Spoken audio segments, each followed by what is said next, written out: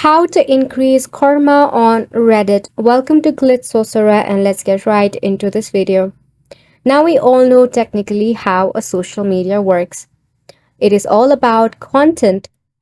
That means you have to find a niche or the hobby that you want to focus on your Reddit. If you are good at humor, you can open up a meme page or something humorous that you prefer. Now, your content should be informative and insightful and also quality.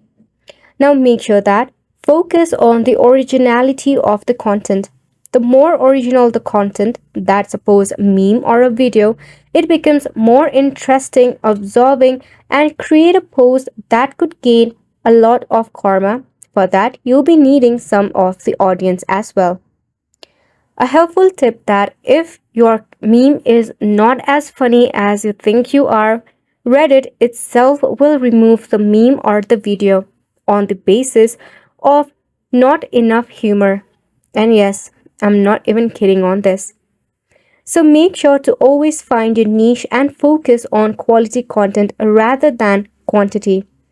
After you do this, there are brand collaborations that you can try and also collab with different Redditors.